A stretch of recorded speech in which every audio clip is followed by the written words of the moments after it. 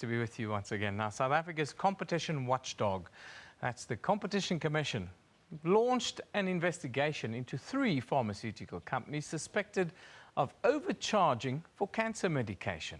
The investigation is to be initiated against oncology medicine provider Roche Products, which includes its US-based biotechnology company Genentech Incorporated. The Commission will also investigate Pfizer for suspected excessive pricing of lung cancer medication here in South Africa. Aspen Pharmacare is also to be probed for price fixing in the provision of cancer medication.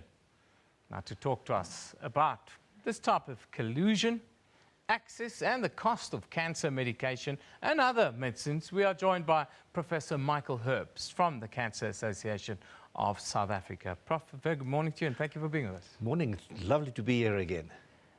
What do you make of this investigation by the Competition Commission? I'm sure for someone like yourself, this must be a low point. I'll tell you, it's a sad day that we need the Competition Commission to come in and to investigate the provision of life-saving medicines to people who really deserve them. And they're so vulnerable, you know. When you hear the news, you've got cancer. It's already terrible news, and people are overcome by this. And then all of a sudden to learn, you know, that the best medicine that I need, I will most probably not get because it's unaffordable. It's really scary. Some of the increases, 4,000% increases on cancer medication for the most vulnerable. How does this kind of price fixing, how does it impact patients, cancer patients, directly? Well, I'll tell you, you know, the heart of the Cancer Association of South Africa goes out to the vulnerable people, and especially to those in the private sector who are a little bit more disadvantaged than people in the private sector. Yeah. Because even the people in the private sector are disadvantaged because medical aids can't just keep on dishing out money and millions. You know, Herceptin for breast cancer is R500,000 for a year's treatment. Wow. And if the woman needs a higher dosage, then the price goes up. But the saddest news of it is, you know, the investigation is ongoing, so when it's over, we'll really be able to point fingers. But looking at Aspen, which is a generic manufacturer, they don't put any money into investigations and research to develop new medicines. Yes. So they wait for a patent to expire, and then they take the recipe and they manufacture medicines. And as you so rightly say, they charge up to 4,000% increase in the price. Yeah. They're under investigation in the European Union. And there in Spain, they apparently overcharged by 6,000%. This is absolutely shocking that you would target the most vulnerable and the sick. But how do we reverse this trend in South Africa? Because at times it feels like it's so difficult to turn this kind of behavior around. I don't think it's impossible. Let the Competition Commission do its work. Let them do their investigation, let them come up with their report and recommendations. Yeah. And then we will get behind it all. And then we will really be able to talk to people. Yeah. But South African legislation is also to blame in the process. Our patent laws make it possible for pharmaceutical companies, because we're talking medicines here, to change a single molecule in a medicine, an inactive molecule. And then they can extend their patent protection for another X number of years. So our legal framework also needs to change. Fix the patent laws is so important.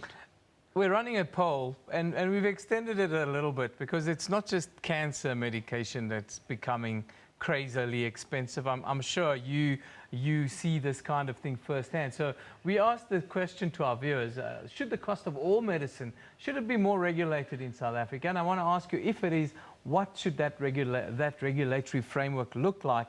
And it's an overwhelming yes, that more than 160 people are saying, yes, it's time, we're paying too much for everything. But talk to us about that regulatory framework. If it becomes bigger or more increase or more oversight for that matter. Yes, you know, this is when one gets to the question of talking about the free market. What does the free market mean to you and I, members of the public? Yeah. Does it mean, yes, we support a free market, so that means people can charge whatever they want for whatever services and for what other products and medicines? Then one starts asking the question, do we need better regulation, in saying to people, enough is enough, and you may only add X% to whatever you put into the product. We have this idea of a free market in a sort of capitalist principle. Absolutely. Free market. But I see a lot of corporate gangsterism with this free market Taking idea. it to the extreme. How do we deal with these corporate gangsters? Well, I'll tell you, and we're seeing a lot of them coming across all of our sectors. It seems as if in South Africa they have free reign under the guise of free market capitalism. Yes, in fear of looking at things politically, we don't have good examples in this country of really of a saying that we like to use so often, and that is Ubuntu. Yeah. We don't see Ubuntu in this country. We don't see people respecting human rights and taking care of the respect and the vulnerability of groups within the population. And I think we really need a few good examples to come forward and say, guys, this is it. Follow my example. I will set the trend. Enough. But we're not getting that. Let's talk about cancer medication, because that's what I brought you here to come and talk about, and we digress a little bit. But talk to me about the accessibility of cancer medication in South Africa. Are you happy that enough people can access cancer medication in South Africa? No. Again, I want to reiterate and say, our hearts go out to the really vulnerable people in the public sector. If you look at, it's not only their medications, it's also their treatment. As far as radiation therapy is concerned. About 2 weeks ago, the last 2 oncologists resigned in KwaZulu-Natal in the public service. The public health service is not doing well in South Africa. We seem to be in a position where there's one big pot of money, and nothing of it is ring-fenced and say, this is for maintenance of equipment, this will be for salaries, this will be for acquisition of new medicines. And it seems like money is just taken out of the big pot. And then all of a sudden, without any funding, radiation equipment doesn't get repaired or serviced, and radiation equipment goes. I lost a brother-in-law about 4 weeks ago, because radiation equipment wasn't available. Not in Polokwane, not in Garankuwa, not in Steve Biko. Then one gets scared. Yeah. I want to talk to you about the kind of services that add on to all the oncology stuff.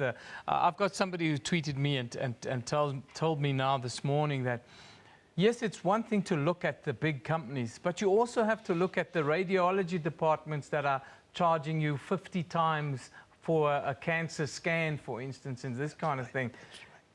Do we rein those people in with this kind of thing, or is that a separate process? It's difficult, because you've got to go to the Competition Commission with a specific problem, with a specific issue. And about a year, 18 months ago, we had the Competition Commission look into costs of medicine in the private sector in South Africa. Yeah. Maybe we need a repeat of that, but with a much broader focus, and let the members of the public really come forward with specific examples to tell us how their health is being impacted on. Because they may have access, but they cannot afford the access because it's way over their head. They've got limited funding available within the medical aids. Medical aids don't cover that kind of thing. People come into my office and they say, Prof, we've sold the second family car. We've taken out a second bond on our house. We're now considering a third bond. We've got to save the life of somebody we love. This is the case with people who've got insurance. What about the people who've got no insurance? My heart, absolutely, I cannot overemphasize it. Vast majority of South Africans, and that's the thing. More than 80%. Prof, we've run out of time. I know we could carry on down this road till tomorrow. Thanks for coming in. That's Professor Michael Herbst. He's from the Cancer Association of South Africa. Of course, we're talking about collusion and price fixing within the oncology work that's being done by the big pharmaceutical companies, but they're also the little guys that are doing similar unethical things on the sides. And all of these, it's your duty to take them to the Competition Commission here in South Africa, because they will take them to task. So